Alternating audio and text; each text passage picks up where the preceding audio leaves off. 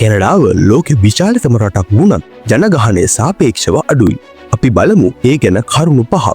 අංක 1. ජනගහන ප්‍රමාණය. කැනඩාවේ ජනගහනය මිලියන 40කට වැඩි. ලංකාවට වඩා ටිකක් වැඩි වුණත් කැනඩාවේ භූමි ප්‍රමාණය හුඟක් ලොකුයි. අංක 2. අඩු ජනගණත්වය.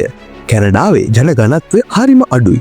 ඒ කියන්නේ එක වර්ග කිලෝමීටරයකට ඉන්න මිනිසුන්ගේ ගණය අඩුයි. රටේ ගොඩක් තැන්වල මිනිස්සු ජීවත් වෙන්නේ නැහැ. අංක 3. නාගරික ජනගහනය.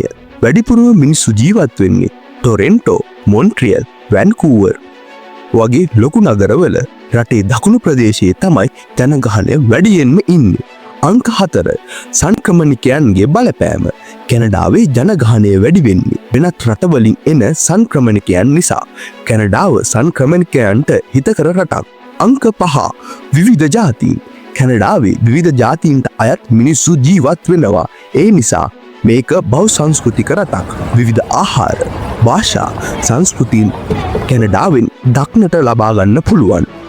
අවසාන වශයෙන් කැනඩාවේ ජනගහනය ගැන මේ කරුණු ටික ඔබට වැදගත් වේවි.